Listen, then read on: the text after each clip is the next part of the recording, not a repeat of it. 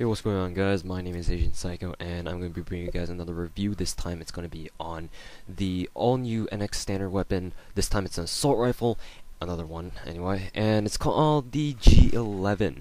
Some of you guys may remember this gun from Black Ops 1, where it was the classified assault rifle. After you unlocked every other assault rifle in the assault rifle category, you got this, and it looks like it's made its debut here in Combat Arms. So without further ado, let's get started on this review.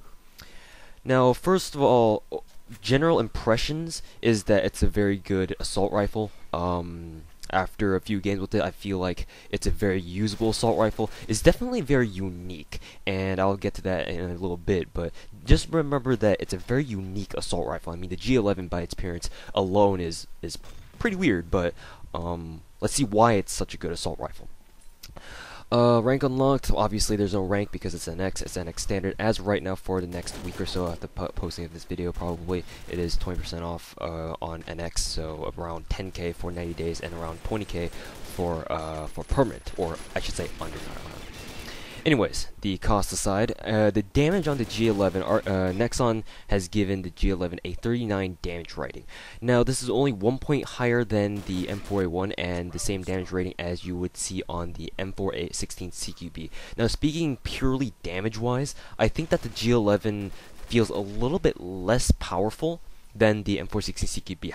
Although there is a little hitch to this, in that in my hands anyway, the G11 feels weaker only because of the fact that its muzzle noise isn't very strong enough. Like the M416 CQB's muzzle noise, whenever you shoot, is very loud and grating, and it sounds powerful. Whereas the G11's muzzle flash, or I shouldn't say muzzle flash, the firing noise that it makes is very quiet. Even without a suppressor, I don't think you can even put a suppressor on this thing anyway. Yeah, it's not allowed. So it's very quiet. It's a very quiet assault rifle, so it doesn't feel very powerful. But that's kind of deceiving because it is pretty powerful, and I'll explain to you why once we get around to the recoil part. But anyways, the portability of the G11 is a pretty damn high 65. Now, keep in mind, most assault rifles in Combat Arms are somewhere along the lines of 57 to 62. That's like the normal assault rifle portability range.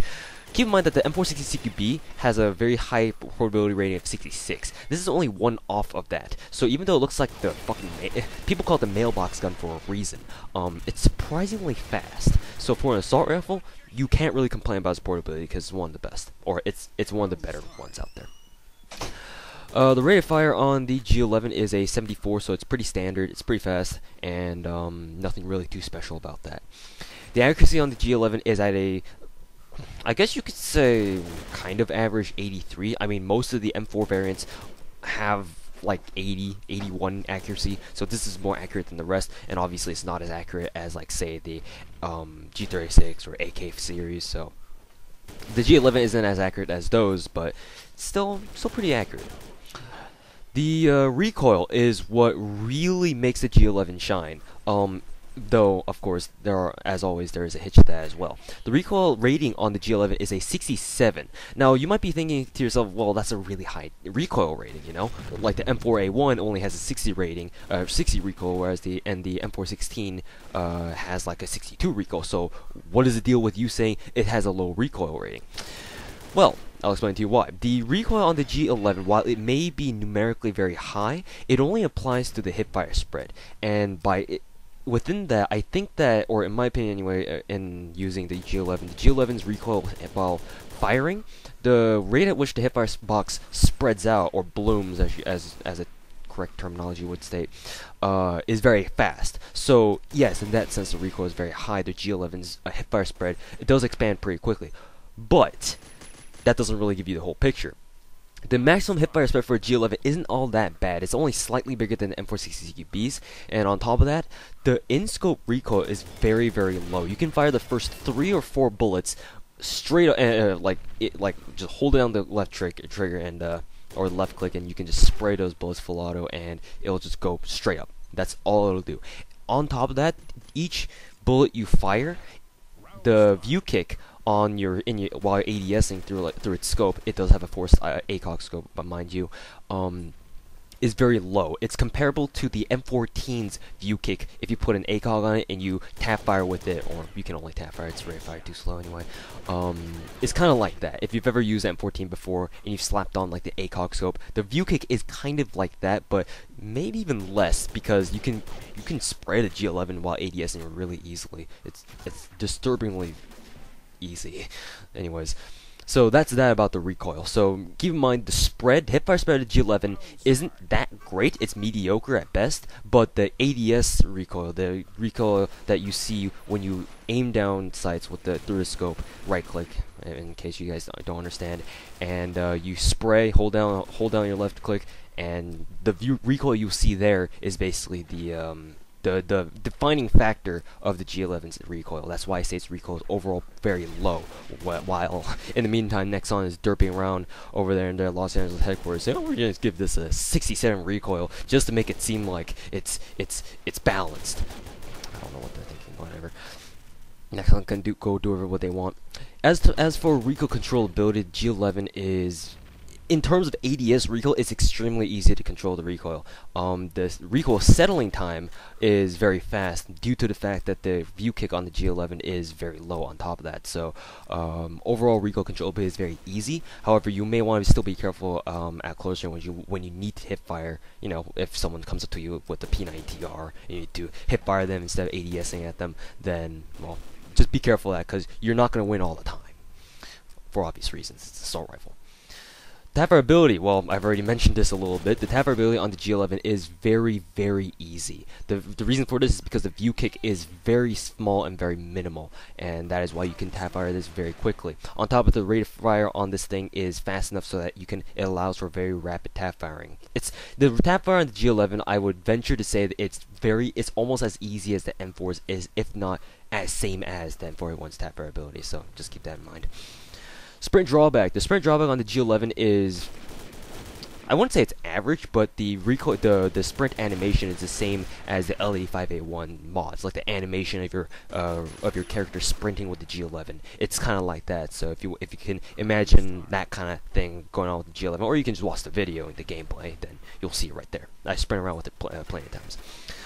The draw speed. The draw speed on the G11 is a little bit faster than normal, I guess. But the thing is, though, about the G11 is that it's a completely silent draw. And if I'm not mistaken, the G11 is the first assault rifle ever to have a completely silent draw animation. That might be the case. I can't think of another assault rifle at the top of my head at the moment where like an assault rifle has a completely silent draw animation. The G11 might be the first one to have that. Interesting. So, there you go. Whether or not it's the first one, who cares? All you need to know is that the G11 has a slightly faster draw speed because, you know, the animation is short and fluid, and it's completely silent. Your character doesn't cock back the bolt. I mean, does the G11 even have a bolt to speak of? I don't know. The G11 is such a weird gun. I don't know the inner mechanics of it in real life, but in any case, in combat arms, your character doesn't do anything. He just pulls it out. That's all. As for the center speed on the G11 is, I would want to say it's a little bit faster than normal, but keep in mind, it's still an assault rifle, and by no means is it like a FAMAS or an FS2000. It's nothing like that. It's nothing like those. Like, the center speed isn't crazy as theirs, but I would safely say that it's faster than normal because of the very low view kick in its ADS. Other than that, the reload speed on the G11 is slight.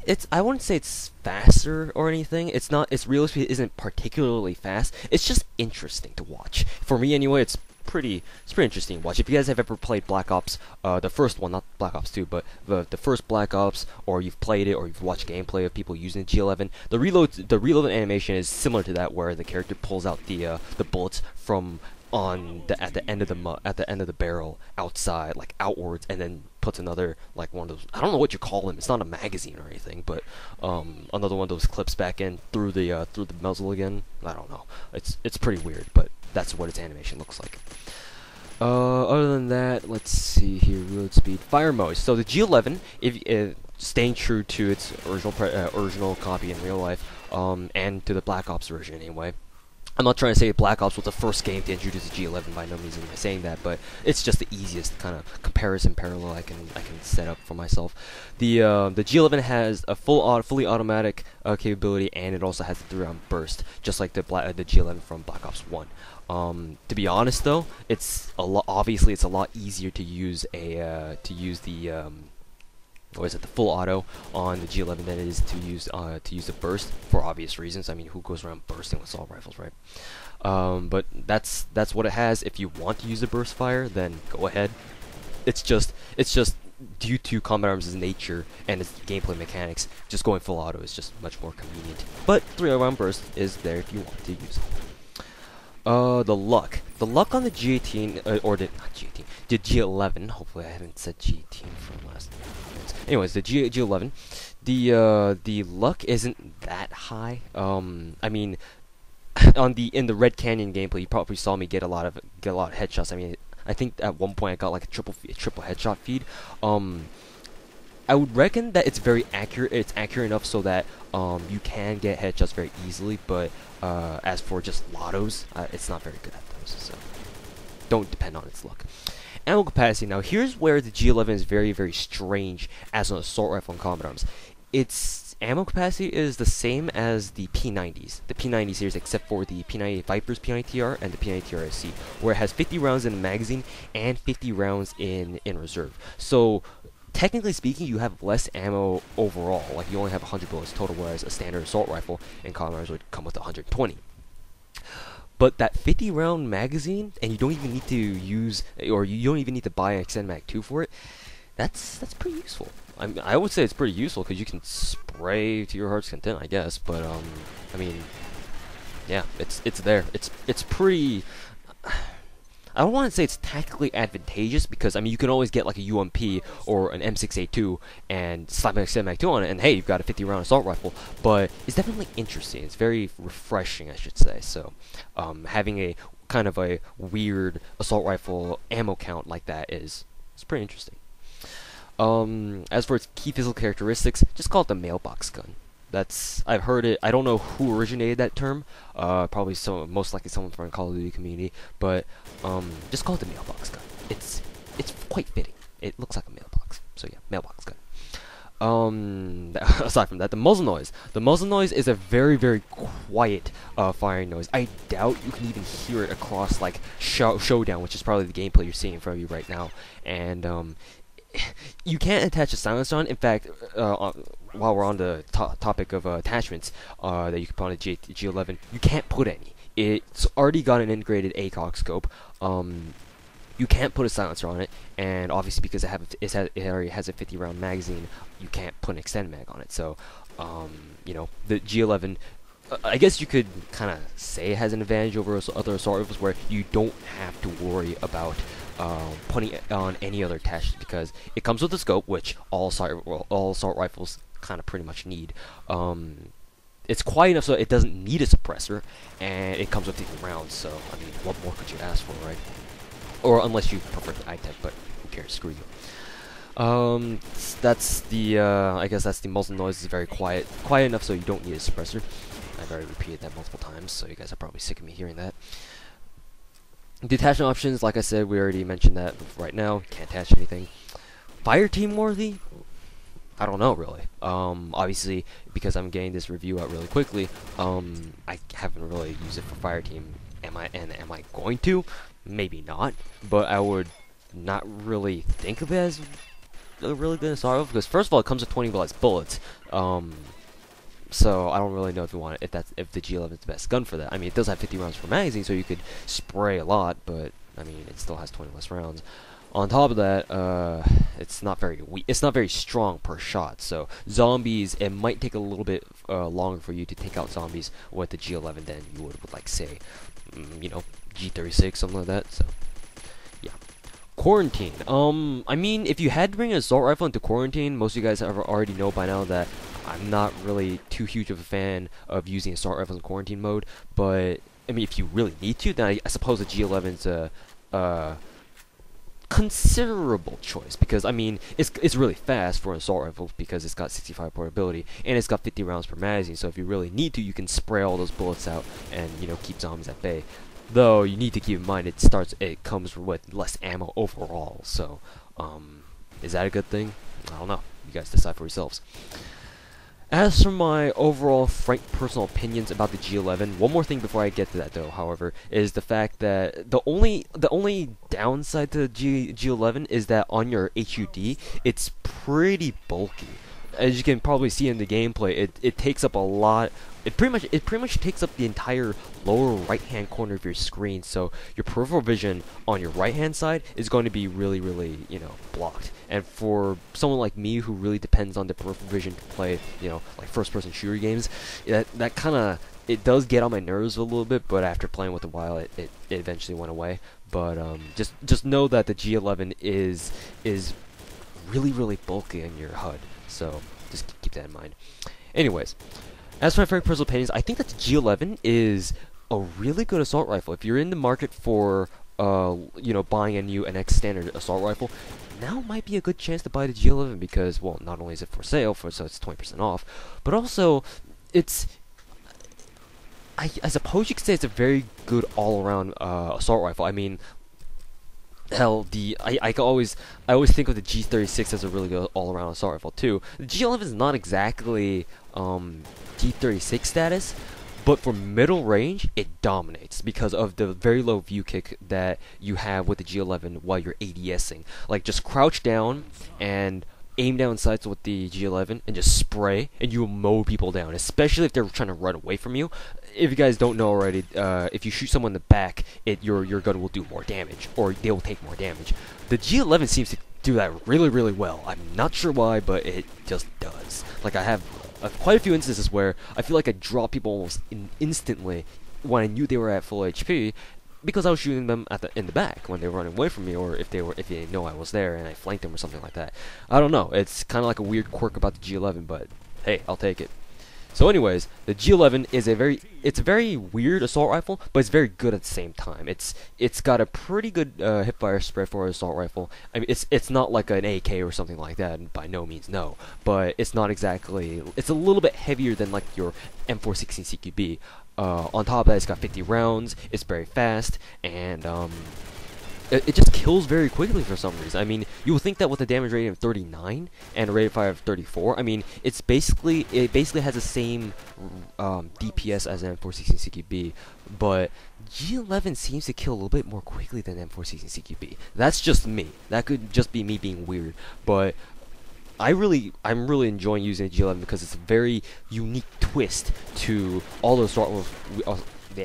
assault rifles we've been using so far in combat arms. So if you guys do enjoy, if you guys enjoy the gameplay you see in front of you for this review, then by all means go ahead and try to get your hands on a G11. But other than that, that's the end of the review. So hope you guys have enjoyed, and I'll catch y'all later in the next review on the revived AzN3AlK0, which I have yet to get a review or gameplay for. So anyways, thanks for watching, guys, and I'll see you guys later. Good shit.